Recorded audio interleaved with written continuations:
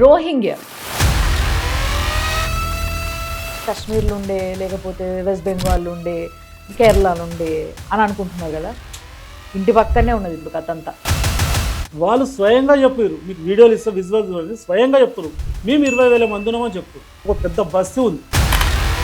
ఎందుకు పోవద్దు అంటున్నారు అందులోకి? ఎందుకు పోవడానికి సాహసం ఎందుకు చేస్తలేరు? అందులో పోతే వాడు ఏ షాప్తో వస్తుందో తెలియదు, ఏ కత్తితో వస్తుందో తెలియదు. అంత బహిరంగంగా అంత భయంకరంగా ఉంటారు. వాళ్ళకి ఏమి దొరికితే అది చేస్తారు. వాళ్ళు తినేదాన్ని ఎలుకలు పిల్లులు అడ్డమైన తిండి తింటారు. అదంతా చూస్తే ఒక భయంకరంగా ఉంటుంది. మరి వీళ్ళకి ఓట్లు ఎట్లున్నాయి అన్న? పోలీసులు కూడా పోరా?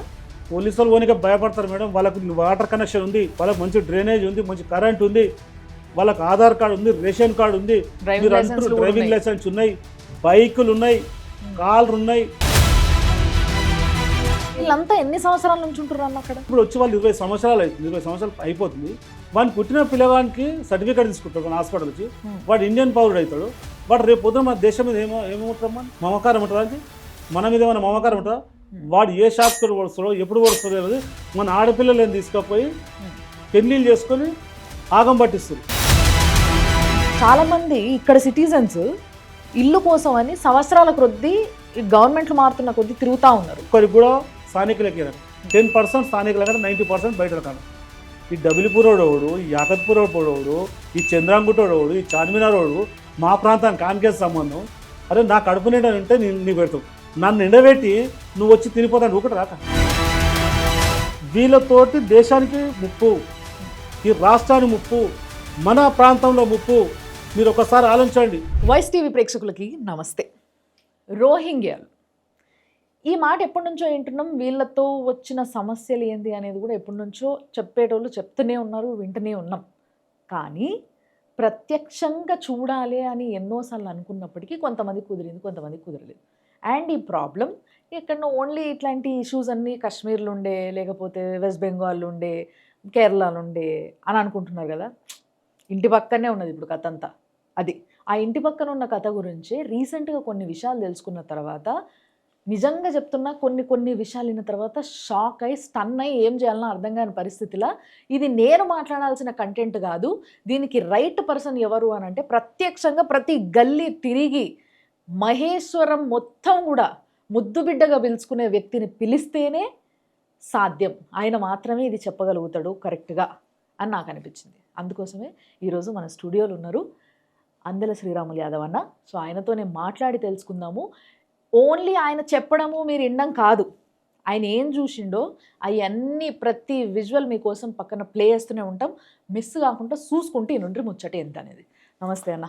నమస్తే అన్న. నిజంగా నేను మామూలుగా ఇప్పుడు పాలిటిక్స్లో ఉన్నారు కదా, గల్లీ తిరుగుతుంటారు, అందరినీ కలుస్తుంటారు, మీకు తెలిసిన విషయాలు మిగతా వాళ్ళకి తెలియదులే, ఇది కామన్ అనుకున్నా. కానీ మీరు ధైర్యంగా కెమెరా పెట్టి మొత్తం రికార్డ్ చేసుకుంటా పోయి జనాలకి మీరు ఏదైతే ఎక్స్పోజ్ చేయాలనుకున్నారో దాన్ని పర్ఫెక్ట్గా ఎక్స్పోజ్ చేశారు.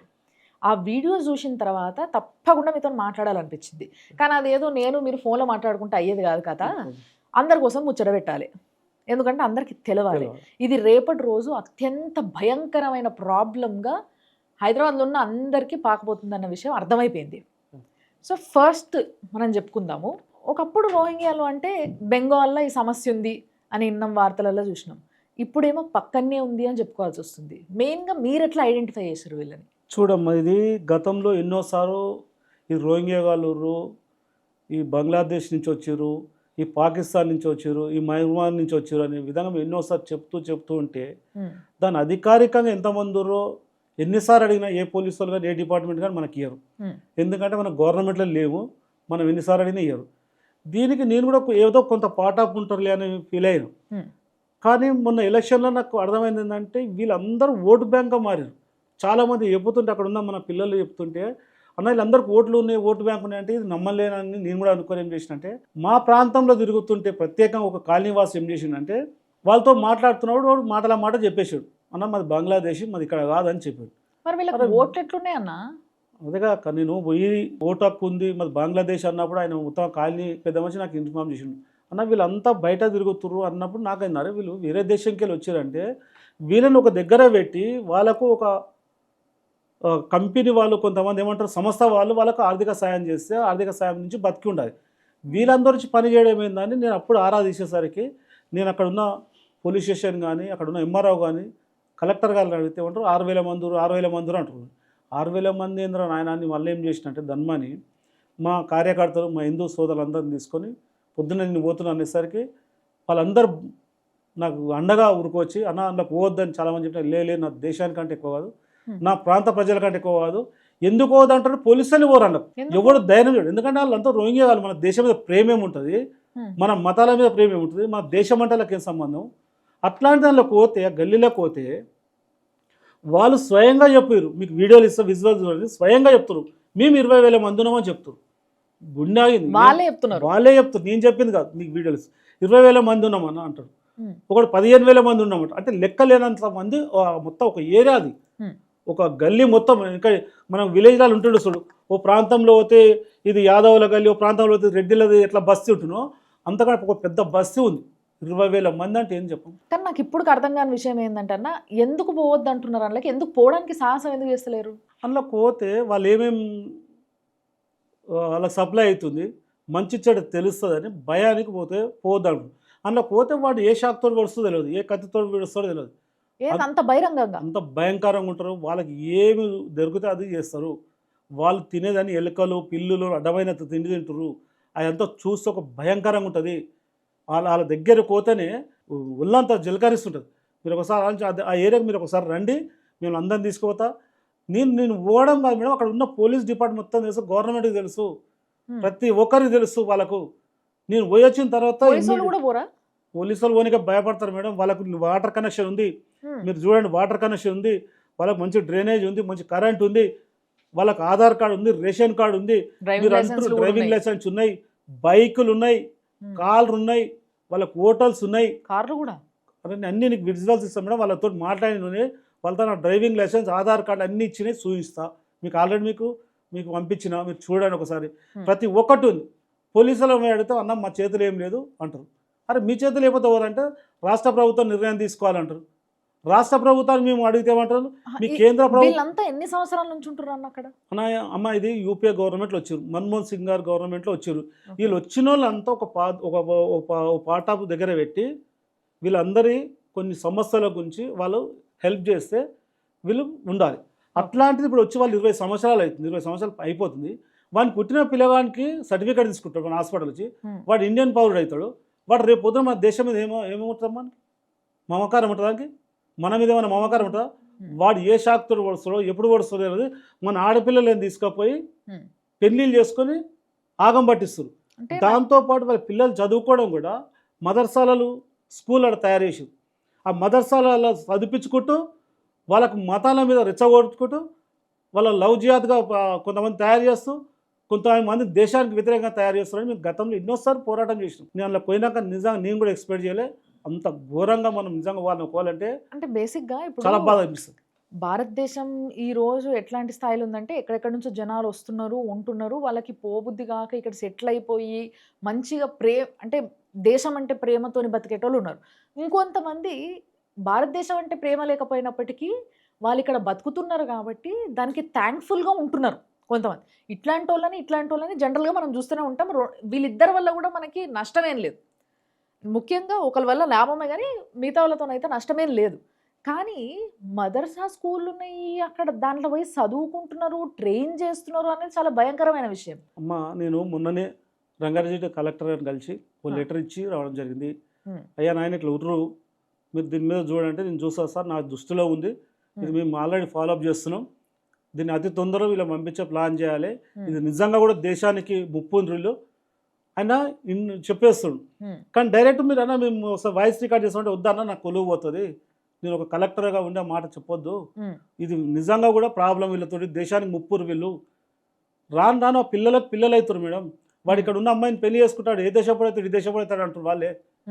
అధికారులు చెప్తారు అన్నా నువ్వు పోయినావు, నిజంగా కూడా చాలా వాట్సాప్ చెప్తారు వాళ్ళు. నిజంగా వీళ్ళ మీద పోరాటం చేయాల్సింది వీళ్ళ మీద. మనము వాస్తవానికి వీళ్ళతోటి మన దగ్గర ఉన్న వాళ్ళు కూడా కొంచెం అర్థం చేసుకోవాలి. వీళ్ళు వచ్చి మన దగ్గర అన్ని పనులలో చేంజ్ అవుతారు. ఇలా సైకిల్ పంప్షాలు వాడే ఉంటాడు, ఎల్డింగ్ షాప్లో ఆడే ఉంటాడు, హోటళ్ళ పైన ఆడే చేస్తుంటాడు. ఈ రకరకాల మన పనులని కొల్లగొట్టుకుంటూ వాడు తక్కువ రేటు చేసి ఉన్నోళ్ళని పొట్ట మీద కొట్టి ఎవరిని చూసుకొని వీళ్ళకి ఇంత ధైర్యం అంటారు? మంది ఫ్యామిలీస్ దీని ఇంకా వాళ్ళు ఎక్కడురు మేడం? వాళ్ళు ఎక్కడురు? వాళ్ళు వచ్చి ఏ ప్రాంతంలో? మన బాలాపూర్ మండల్లో చంద్రాంగుట కానుకొని అక్బరుద్దీన్ కాన్ఫరెన్స్ లో ఉంటారు. ఎవరు సపోర్ట్ ఇది? అక్బరుద్దీన్ సపోర్ట్ ఇది. వాళ్ళ సపోర్ట్తో చూస్తున్నారు, వాళ్ళ మద్దతుతో ఉంటున్నారు. మేము ఎన్నోసార్లు చెప్పినాం.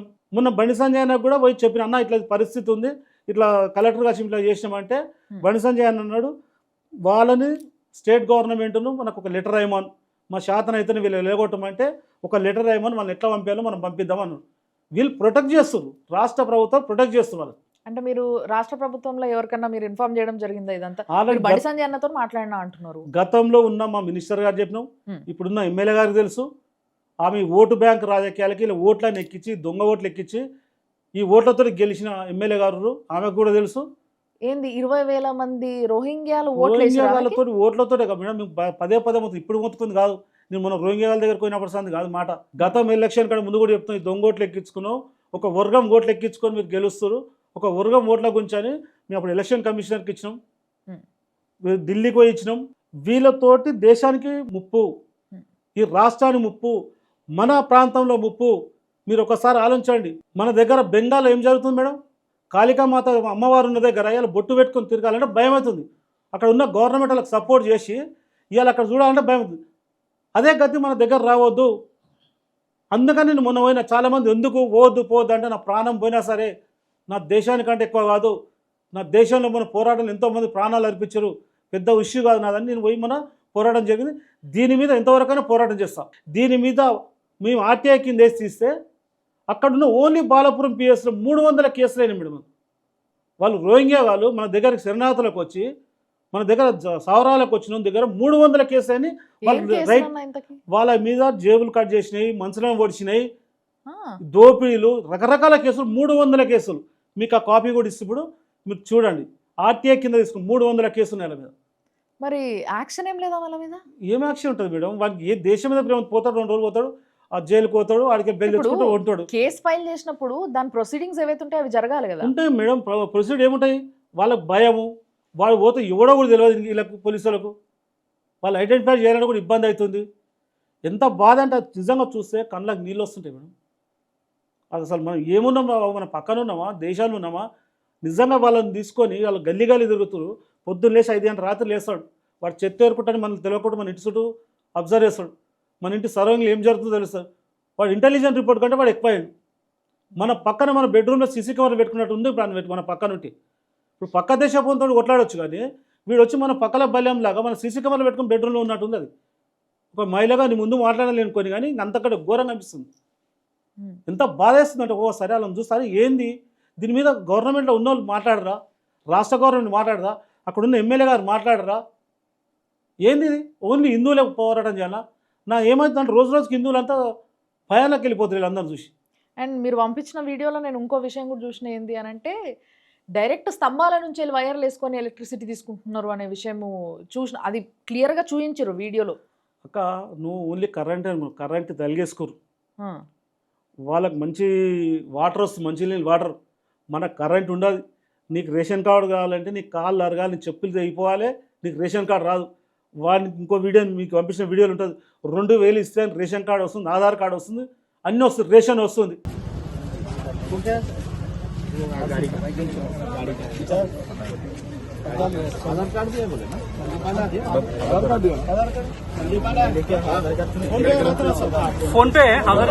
చాలా భయంకరం అని చెప్తున్నా. కరెంట్ ఫ్రీ అని, వాటర్ ఫ్రీ, రేషన్ ఫ్రీ. వాడు అత్తగారి ఇల్లు కంటే ఎక్కువ రాజవైభోగంలో బతుడు.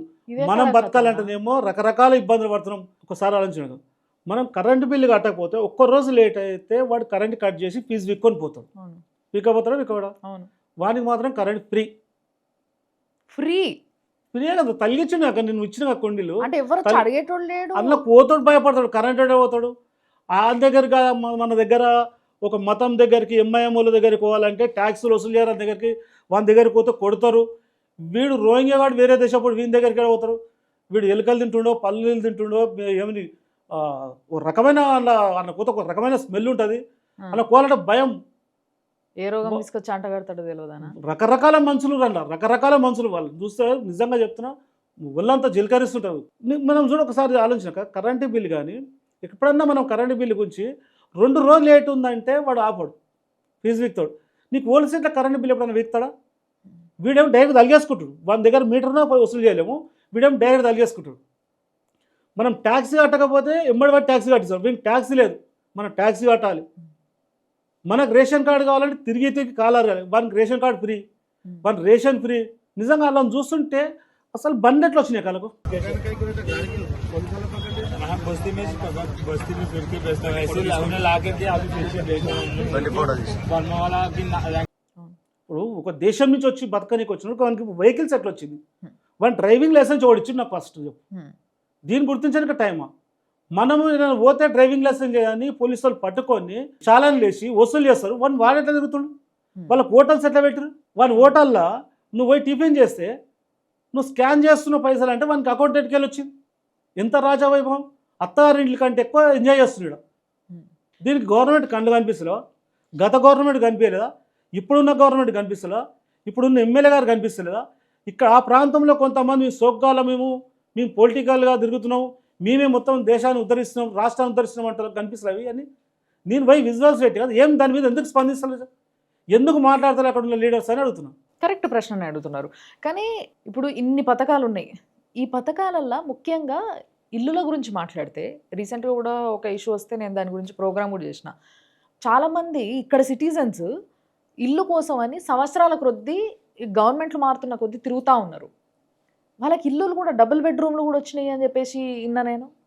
అక్క ఈ డబుల్ బెడ్రూమ్ల గురించి 2022-23లో మా ప్రాంతంలో ఈ ఓల్డ్ సిటీకి వెళ్ళి కొంతమంది ఒక వర్గాన్ని తీసుకొచ్చి ఈ డబిలిపుర, యాకత్పుర, ఈ మలక్పేట నుంచి వీళ్ళంతా ఒక వర్గాన్ని తీసుకొచ్చి మా ప్రాంతంలో డబుల్ బెడ్రూమ్లు ఇస్తుంటే ఆ రోజు పోరాటం చేయడం జరిగింది. ఇప్పటికి కేసులు తిరుగుతున్నా. అరే నా ప్రాంతంలో భూములు ఇచ్చినాం, నా ప్రాంతంలో ఇల్లు కట్టినాం, నా ప్రాంతంలో గరీబోళ్ళు, వీళ్ళకి ఇచ్చిన తర్వాత మీరు వేరే ఇళ్ళకి ఇవ్వమని మేము గతంలో పోరాటం చేసినాం. వీళ్ళని ఒక వర్గాన్ని తీసుకొచ్చి ఆడిచ్చి ఈ వర్గాలలో ఈ ఇతర దేశాలలో తీసుకొచ్చి వాళ్ళకి అన్ని ఇండ్లు ఇస్తే దాని మీద పోరాటం చేసి ఎన్నోసార్లు మేము కేసులు వేసి రీసెంట్గా మాకు కేసు వచ్చింది హైకోర్టులో. స్థానికులకు ఇండియాలో బయట వాళ్ళకి ఇవ్వద్దని చంప చెల్లుమన్నట్టు గవర్నమెంట్ కనిపించింది. దాని మీద ఆ ప్రాంతంలో ఉన్న మేము కానీ మా వీరేందర్ గౌడ్ గారి వాళ్ళందరం కలిసి కేసు వేసి వీరేందర్ గౌడ్ కేసు వేయడం జరిగింది. దాని మీద హైకోర్టులో మనకు గెలవడం జరిగింది, ఆ లోకల్లో ఉన్న వాళ్ళకి ఇవ్వాలని. కానీ అక్కడ ఉన్నప్పుడు మినిస్టర్ గారికి మేము మొరబెట్టుకున్నాం, అమ్మ తల్లి నువ్వు నీకు ఈ ప్రాంతం మీద ప్రేమ లేదు, నువ్వు పక్కకెళ్ళి వచ్చినావు, వీళ్ళంతా ఒక వర్గాన్ని తీసుకొచ్చి నువ్వు ఓటు బ్యాంక్ రాజకీయం చేస్తున్నావు, చాలా ఇబ్బందికర అవుతుంది. లాస్ట్కి వీళ్ళు ఎవరు పట్టించుకుంటే కోర్టుకు పోతే మనం కోర్టు తీర్పిచ్చింది స్థానికులకి ఇవ్వాలి. ఇచ్చిండ్రా మరి? ఇంక ఇవ్వలే. ఇప్పుడు ఆర్డర్ వచ్చింది సప్పాడుకు దాని మీద ఇవ్వాలి. ఒక్కరికి కూడా స్థానికులకి ఇవ్వరట. 10% స్థానికులకంటే 90% బయటలకంట. ఈ డబిలిపురోడోడు, ఈ యాకత్పురోడు, ఈ చంద్రాంగుటోడోడు, ఈ చార్మినారోడు మా ప్రాంతానికి కానికేసి సంబంధం. అరే నా కడుపు నిండా ఉంటే నీ పెడతావు, నన్ను ఎండబెట్టి నువ్వు వచ్చి తినిపోతాను ఒకటి రాక. మేము చెప్పిన మా ప్రాంతాన్ని ఇవ్వండి, మేము ఇతరులను వద్దంటారు. మా ప్రాంతాన్ని ఇచ్చినాక మా ప్రాంతంలో ఫుల్ఫిల్ అయినా బయటలకి ఇవ్వమంటారు. వీళ్ళందరూ తీసుకొచ్చి ఎలక్షన్ బిఫోర్ ఓటు బ్యాంకు రాజకీయానికి ధనాధన అన్ని ఇచ్చేసింది. కోర్టు పోతే కోర్టు తీర్పిచ్చింది.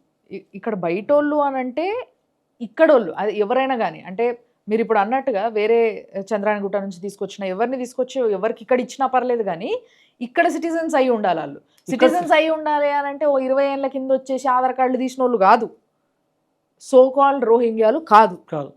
ఈ విషయాన్ని టార్గెట్ చేయాలి.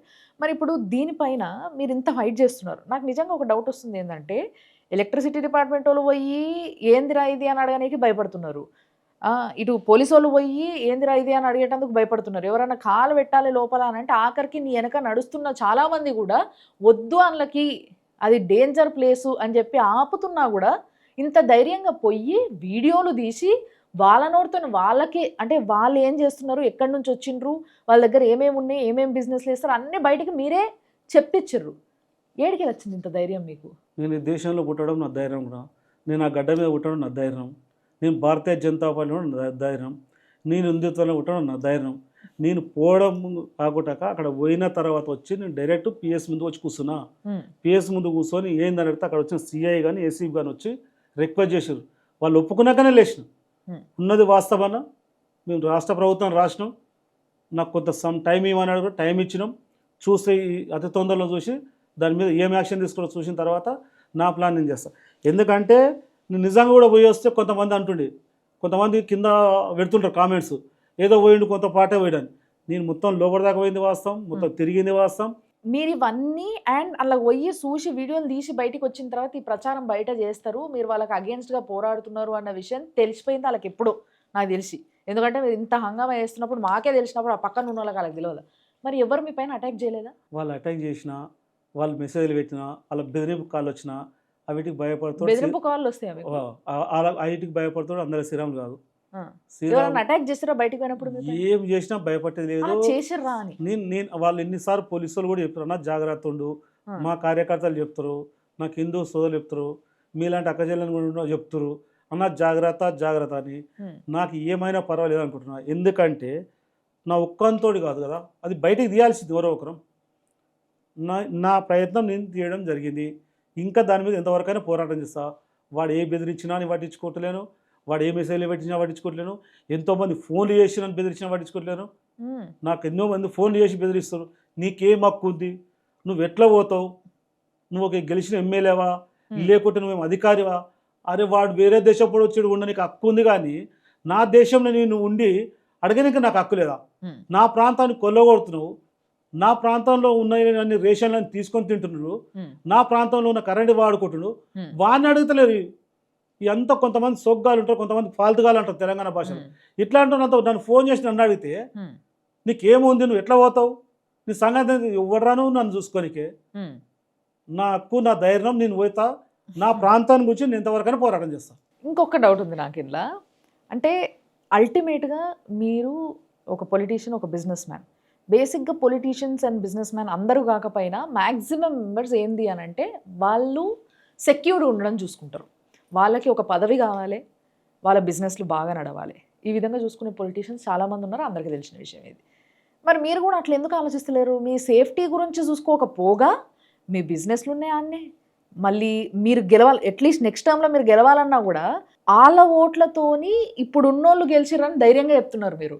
అంటే వాళ్ళ ఓట్లు పడితే గెలుస్తాము అన్న విషయం తెలిసి మీరు కామ్ ఉంటే అయిపోతుంది. అసలు నిజంగా చెప్పాలంటే మీరు కామ్ ఉంటే మీకు పడేవేమో ఓట్లు, మీరు గెలిచేటోళ్ళేమో. నాకు తెలిసి మొన్న కూడా 600 చిల్లర ఓట్లతో ఓడిపోయినట్టున్నారు మీరు. లేదు, 25,000 సారీ, ఓకే, 1,00,000 ఓట్లు వచ్చినాయి. అంటే ఆ చిన్న కౌంట్ అనేది పెద్ద విషయం ఏం కాదు, మీరు క్వైట్గా ఉంటే అయిపోయే పనే ఇది. మరి ఇంత సింపుల్ లాజిక్ని ఎందుకు వదిలేస్తున్నారు మీరు? సింపుల్ లాజిక్ పంగెమాలే గెలవాలని లేదు, ఆ దొంగోట్లతో గెలవాలని నాకు లేదు. ఈ శ్రీరాముడు అంటే అందరు వాడు, లోకల్ బిడ్డ, మీ బిడ్డను నేను న్యాయంగా గెలవాలనుకున్నా, అధర్మంగా గెలవాలనుకుంటే ఎప్పుడో గెలుస్తుంది. నాకు అట్లాంటి ఆలోచన లేదు. నేను పుట్టి పెరిగింది ఆ ప్రాంతంలో, ఆ ప్రాంతానికి సేవ చేయాలని అనుకుంటున్నా. మీరు అన్నట్టు నాకు బిజినెస్ ఉంది వాస్తవం, నేను ఇల్లీగల్ బిజినెస్ చేస్తేనే భయము. నేను ఆ ప్రాంతంలో ఉండి నా ప్రజల మధ్యలో ఉంటా, నేను ఏడ పుట్టిన బిడ్డని గీనే ఉంటా, గీనే బత్త, సచ్చేది కూడా గీనే అని చెప్పిన, అక్కడి వరకే ఉంటున్నా. నాకు భయం అనేది నాకు ఎందుకు అక్క, నేను ఏమన్నా ఫాల్తు పనులు, పనికిమాలే పనులు చేస్తే వాళ్ళకు అవసరం, ఇప్పుడు గెలిచిన వాళ్ళకు అవసరం. ఇట్లాంటి వాళ్ళతోటి సేఫ్ ఉంటే, అట్లాంటి వాళ్ళతో అనియమని ఉంటే వాళ్ళ ఓట్లు అవసరం. నాకు అట్లాంటి ఓట్లు వద్దు, నేను అట్లాంటి గెలిపోద్దు నాకు. ఓకే, మీరు ఇల్లీగల్ బిజినెస్లు చేస్తే నాకు భయం లేకుంటే లేదు అనేసి మీరు కరాఖండ్గా చెప్తే నాకు గుర్తుకొచ్చిన విషయం ఏంటి అని అంటే, ఈ ఎవరైతే ఈ 20,000 మంది ఫ్యామిలీస్ రోహింగ్యాలు ఉన్నారో అక్కడ, వీళ్ళు కొన్ని స్మాల్ స్కేల్ బిజినెసెస్ చేస్తున్నారాడా అనేసి విన్నా నేను. ఎలాంటి బిజినెస్లు ఇవి, ఏం బిజినెస్లు?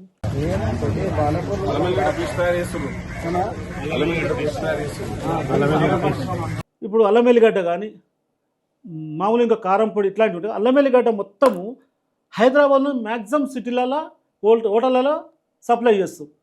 ఆ తక్కువ రేట్లకు వాళ్ళు అల్లం ఎల్లిగడ్డ కూడా కానీ 2 రకాలు తీసుకొచ్చి కలుపుతుంటారు. అల్లం ఎల్లిగడ్డ కూడా ఉంటుంది కరెక్ట్. ఈ విషయం పైన నిజంగా నేను ఒక చిన్న వార్త చూసిన, చిన్న వార్త నిజంగా చెప్పాలంటే చాలా పెద్ద వార్త ఇది. సో ఈ వార్త చూసిన తర్వాత దీనిపైన ఒక ప్రోగ్రామ్ చేద్దాం అనుకున్నా. ఇప్పుడు ఎట్లాగో సందర్భం వచ్చింది కాబట్టి చెప్తున్నా. ముఖ్యంగా ప్రేక్షకులందరికీ చెప్పాలనుకుంటున్నా, చెప్పడమే కాదు దానికి సంబంధించిన ఎవిడెన్సెస్, ఆ వార్తకి సంబంధించిన ఏవైతే ఉన్నాయో ఆ డీటెయిల్స్ అన్నీ కూడా మా వాళ్ళు మీకు ప్లే చేస్తారు, చూడండి. అందులో టైటానియం ఆక్సైడ్ అని చెప్పేసి ఒక కెమికల్ కలుపుతున్నారంట. అల్లం ఎల్లిగడ్డల అల్లం ఉండదు, ఎల్లిపాయలు ఉండవు గానీ ఓన్లీ టైటానియం ఆక్సైడ్‌లో సమ్ పసుపో ఏదో రంగు కోసం ఏసేస్తున్నారంట. తయారు చేస్తుర్రట. హైదరాబాద్‌లో ఉన్న మాక్సిమం రెస్టారెంట్స్‌ల చాలా వాటిలల్ల ఇలాంటి అల్లం ఎల్లిగడ్డ పేస్టే పోతుందంట. వాళ్ళు అన్ని వంటలల్ల అదే వాడుతున్నారంట. నేను ఇంకా డీటెయిల్‌గా మీకు చెప్పాలనుకున్న విషయం ఏంది అనంటే, ఈ టైటానియం ఆక్సైడ్ అనేది ఏంది? దీనితోని ఏమైతది? అనేది ఒకసారి చిన్నగా రిసర్చ్ చేస్తే తెలిసింది ఏంది అనంటే, డైరెక్ట్‌గా మనిషికి క్యాన్సర్ రావడానికి కారణమయ్యే వన్ ఆఫ్ ది కెమికల్ ఇది అని స్పష్టంగా స్టడీ చూపిస్తుంది. కాబట్టి జాగ్రత్త. సో, ముఖ్యంగా ఇప్పుడు దానికి ఎవిడెన్సెస్ కూడా ఇక్కడి నుంచి అన్న దగ్గర నుంచి వచ్చినాయి కాబట్టి, అంటే మాక్సిమం ఇక్కడ ఎవరైతే ఈ రోహింగ్యాలు ఉన్నారో వీళ్ళంతా ఈ బిజినెస్ మొత్తం అంతా కూడా వాళ్ళే చేతిలో పట్టుకొని కూర్చున్నారంట. మొత్తం అంతటా కూడా వాళ్ళు అల్లం ఎల్లిగడ్డ సప్లై చేయడానికి. బట్ అది అల్లం ఎల్లిగడ్డ కాదు. చూడ్డానికి రుచి, రంగు, వాసన అన్నీ దానిలాగానే ఉంటాయి. చాలామంది ఇంట్లల్లో కూడా చేసుకోనీకి బద్ధకమై ఈ మధ్య తీసుకొచ్చుకొని అదే వాడుతున్నారు ఇంట్లల్లో. జాగ్రత్త. ఏదైనా మనకి ఈజీ అయింది. మనమేమో ఒక పద్ధతిగా ప్రాపర్‌గా పోవాలంటే మనోళ్ళకి అంత ఇబ్బంది అవుతుంది. వానికి అన్నీ ఈజీ అయినాయి. ఏ ప్రాబ్లమ్ ఏది చేయాలన్నా ఈజీ అయింది. వానికి నిజంగా చెప్తున్నా అక్కడ ఉన్నోళ్ళకు ఇప్పటికి నేను చెప్తున్నా నా మహేశం కాన్స్టిట్యున్సీలో నేను సూటిగా అడుగుతున్నా, ఇక్కడ ఉన్న ఎమ్మెల్యే గారు కానీ ఇక్కడ ఉన్న గవర్నమెంట్‌ను, హిందువులు ఉన్న ప్రాంతంలో ఎంతమంది ట్యాక్స్ కడుతుర్రు పర్ఫెక్ట్‌గా, ఒక వర్గం ముస్లిం ఉన్న దాంట్లో ఎంతమంది ట్యాక్స్ కడుతుర్రు చెప్పగలిగే ధైర్యం ఉంది ఆయనకు. మన ప్రాంతంలో రోడ్లు వేయాలంటేనేమో అడిగి మన చెప్పులు అరుగుతున్నాయి. వాళ్ళ దగ్గరనేమో రోడ్లు క్లియర్ ఉంటున్నాయి. వాళ్ళకి ఎప్పుడన్నా వాటర్ ప్రాబ్లం రాగా చూసినాక ఆ ప్రాంతంలో వాటర్ ట్యాంక్ బాగా చూసినప్పుడన్నా వాని కృష్ణా వాటర్ మర్యాదపూర్వకంగా మంచిగా వస్తుంటాయి, మనకు రావు. ఇది నిజంగా ఆ ప్రాంతంలో ఉన్న ప్రజలు కూడా గ్రహించాలి. పోరాటం చేస్తున్నాం, పోరాడుతున్నాం. నిజంగా నాలాంటి వాళ్ళు వచ్చినప్పుడు న్యాయం జరుగుతుందని నేను అనుకుంటున్నాను. మా భారతీయ జనతా పార్టీ వచ్చినప్పుడు న్యాయం జరుగుతుంది. మీరు నిజంగా అబ్జర్వ్ చేయండి, ఆ ప్రాంతంలో ఎక్కడ పోయినా ఎప్పుడన్నా మీరు ట్యాక్స్ కట్టంగా తిన్నారా? అంతేందుకు ఈరోజు చెప్తున్నా, ఇప్పుడున్న అక్కడ మున్సిపల్ కమిషనర్లు కానీ అక్కడ ఉన్న అధికారులు కానీ కరెంట్ వాళ్ళు కానీ మీరు ప్రాపర్గా వసూలు చేస్తారో చెప్పమంటారు. అక్కడ ఓడి కట్టాడు, ట్యాక్సీ కట్టాడు, కరెంటు బిల్లు ఓడి కట్టాడు, కానీ మనోళ్ళు కట్టాలి, మనోళ్ళు ఇబ్బందులు పడాలి. అన్న బేసిక్‌గా మన దగ్గర ఉన్న జనాభాకి మన పథకాలు మన దగ్గరనే సరిపోతలేవు.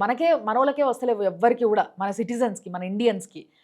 అట్లాంటిది వీళ్ళకేమో రేషన్ కార్డులు అంటున్నారు, అన్ని కార్డులు ఉన్నాయి అంటున్నారు. మరి వీళ్ళకి పథకాలు అందుతున్నాయా? వస్తున్నాయా ఏమన్నా? అదేగాక ఎల్లగా చెప్పింది, పథకాలు అందుతున్నాయి కాబట్టి వీళ్ళు ఈ పథకాలతోటి రేషన్ కార్డు ఉంటుంది, ఈ ఆధార్ కార్డు ఉంటుంది, ఇవి తీసుకొనే కదా నేను డబుల్ బెడ్రూమ్ ఇల్లు వచ్చినాయి.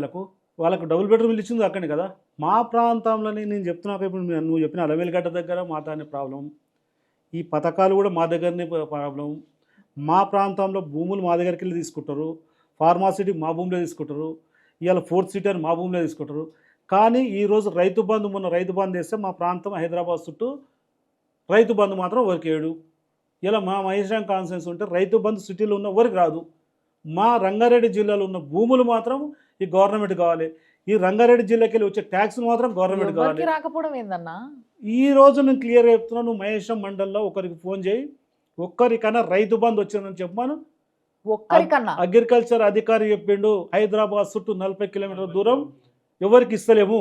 అరే 40 కిలోమీటర్ దూరం ఇవ్వడం, ఈ మహేశం కాన్సెషన్ లేవు, నీకు నీ భూమి కావాలి, ఈ మహేశం కాన్సెషన్ ఏమో పథకాలేమో వేరేకి పథకాలు అందాలి, ఇదే మహేశం కాన్సెషన్ ఏమో ఈ పనికి మళ్ళీ ఈ అల్లమెల్లిగడ్డనే కానీ రకరకాల అవన్నీ తయారు చేసి అమ్ముతుంటే పట్టించుకో. సో ఇప్పుడు రీసెంట్గా మనం వార్త చూసినాం కదా, రీసెంట్గా అంటే కొన్ని రోజుల క్రితం నుంచి మనం ఇది వింటూనే ఉన్నాం. అమెరికాలో వలస వచ్చిన వాళ్ళని చాలామందిని కూడా బయటికి పంపించేయాలి అనే ఒక డెసిషన్ తీసుకున్నారు. ట్రంప్ దీంట్లో ముఖ్యమైన పాత్ర పోషిస్తూ ఈ ప్రక్షాళన అంతా చేస్తున్నాడు. ఇలాంటిది మన దగ్గర జరిగే అవకాశం ఉందా? ఒకవేళ అయితే ఎట్లుంటుంది, ఎప్పుడైతుంది? ఇప్పుడు ట్రంప్ మన పిల్లలు పోయాడు చదువుకుంటే సరే, వాళ్ళకు మళ్ళీ రానికి రిటర్న్ డబ్బులుండో లేకునో, కొంతమంది పాస్పోర్ట్ అయిపోయి ఉంటే వాళ్ళకు దొంగలాగా చిత్రించి వాళ్ళకి బేడీలేసి వాళ్ళొక ఎంత అంటే దేశదోపిడీ కంటే ఎక్కువ వాళ్ళని పంపిస్తారు. మరి ఇక్కడ ఉన్న రాష్ట్ర ప్రభుత్వాలకు ఏమవుతున్నాక వీళ్ళు కూడా పంపించాలి కదా. ఇప్పుడు ట్రంప్ చేయాలంటే అక్కడ ఉన్న గవర్నమెంట్ సహకరించకపోతే మిలిటరీని నుంచి నేను అనుకునే సాధిస్తానే విధంగా ట్రంప్ ఏ విధంగా చేస్తుండో మన ప్రాంతంలో కూడా అట్లాంటిది రావాల్సిందిగా కోరుకుంటున్నాను. మన ప్రాంతంలో కూడా ఆ విధంగా రావాలని కోరుకుంటున్నాను. మన ప్రాంతం పిల్లలు మనకు జాబులు కావాలి, మన ప్రాంతంలో మనకు పథకాలు చెందాలి. ఈ బయట దేశాలకు వెళ్ళి వచ్చిన బయట దేశాలకు వెళ్ళి వచ్చినకు ఏ పథకం అందొద్దు, వాళ్ళని ఇమ్మీడియట్గా పంపించాలని కోరుకుంటున్నాను గవర్నమెంట్. ఇప్పుడు అమెరికాలో రిచ్ కంట్రీ అందరూ తెలుసు, ప్రపంచ దేశాలు మొత్తం తెలుసు, రిచ్ కంట్రీ మస్తు డబ్బులు. వాడొస్తుంటుంది మొత్తం అందరం పంపిస్తుండు. పాకిస్తాన్ కానీ ఇండియా కానీ చైనా కానీ ఎవడున్నా టైం అయిపోయిందంటే పంపించేస్తాడు. మనకు డబ్బులు లేవో మొర్రో అని మన రేవంత్ రెడ్డి గారు మొత్తుకుంటున్నారు. వీడు ఏ ముందు గల్లపెట్టే ఖాళీ ఉంది అంటారు. మరి నువ్వెందుకు పంపిస్తలేవు అని అడుగుతున్నాం. నువ్వెందుకు వీళ్ళని గుర్తిస్తలేవు అడుగుతున్నాం. వీళ్ళందరిని పంపించాల్సిన బాధ్యత నీ పైన ఉందా లేదా అడుగుతున్నాం. వీళ్ళందరిని పంపించాల్సిన బాధ్యత ప్రతి ఒక్కరు తీసుకోవాలి. దీంట్లో మేము కూడా సహకరిస్తాం, మా ప్రాంతం బిడ్డలు కూడా సహకరిస్తారు. వీళ్ళందరిని పంపించాలని కోరుకుంటున్నాం. అండ్ ఫైనల్లీ మంచి ఉద్యమం చేస్తున్నారు, దీని మీద తిరుగుతున్నారు, ఎవిడెన్సెస్ సంపాదిస్తున్నారు. నెక్స్ట్ ఏంది, ఏం చేయబోతున్నారు, మరి నెక్స్ట్ స్టెప్ ఏంది దీంట్లో? నెక్స్ట్ స్టెప్ ఏముందాక నాకు ఫస్ట్ వీళ్ళని పంపించేంత వరకు నా పోరాటం. వీళ్ళని పంపించడానికి నెక్స్ట్ ఏం చేయబోతున్నారు? నేను చేసేది చెప్తా, ముందే చెప్తే మళ్ళీ నన్ను దాన్ని అడ్డుకట్టేస్తారు, నన్ను ఎట్లా ఆపాలనో చూస్తుంటారు. వాళ్ళ ఆపాలన్నా ఆగితోని కాదు, వీళ్ళని ఎట్లా పంపించాలో నా ప్రయత్నం నేను చేస్తున్నా. ఏ విధంగా నేను పోరాటం చేయాలో పంపించాలంటే నా టైం అధికారం లేదు. నేను ఏ విధంగా పోరాటం చేయాలి, ఏ విధంగా లైన్ తీసుకోవాలో నా లైన్ నాకు ఉంది. అతి తొందరలో నేను ఒకసారి దీని మీద ప్లాన్ చేస్తా. మిమ్మల్ని కూడా ఒకసారి పిలుస్తా, మీరు కూడా ఒకసారి రండి. మీకు కూడా నిజంగా కూడా మీరు చూసిన దానికంటే అక్కడికి వస్తే ఇంకా ఏందనేది తెలుస్తుంది, ఎంతవరకు లోతుకుందో చూస్తారు. ఒకసారి మీరు కూడా రావాలని కోరుకుంటున్నాను. తప్పకుండా అన్న, తప్పకుండా. మంచి ఇన్ఫర్మేషన్ ఇచ్చిండ్రు. ఇక్కడ సమస్య ఈ వర్గానిదా ఆ వర్గానిదా కాదు, ఇక్కడి మనుషులు కానోళ్ళు, నాన్ లోకలైట్స్ వచ్చి అన్నీ సంపాదించేసుకొని ఉండి దౌర్జన్యం చేయడం అనేది పాయింట్. సో అది జరగకుండా ఉండాలని వర్గానితో సంబంధం లేకుండా, కులమతాలతో సంబంధం లేకుండా ప్రతి ఒక్కరు సపోర్ట్ చేయాల్సింది ఈ టాపిక్. అది మాత్రం బాగా అండర్లైన్ చేసుకోండి. తప్పకుండా ఈ ఇష్యూ ఎక్కడి వరకు పోతుంది, దీనిపైన ఏ విధంగా ఫైట్ జరగబోతుంది, ఈ అన్నిటిపైన కూడా ఎప్పటికప్పుడు మనము అప్డేట్స్ చూద్దాం ఉందాము. బట్ థ్యాంక్స్ అన్న, మీరు వచ్చి మంచి ఇన్ఫర్మేషన్ ఇచ్చిండ్రు. కొంచెం జనాలకి వైడ్ రేంజ్లో ఇది తెలియజేయాలనుకున్నా. So thanks for coming. మీ ద్వారా కూడా పబ్లిక్ అందాలని కోరుకున్న సంతోషం. Thank you so much.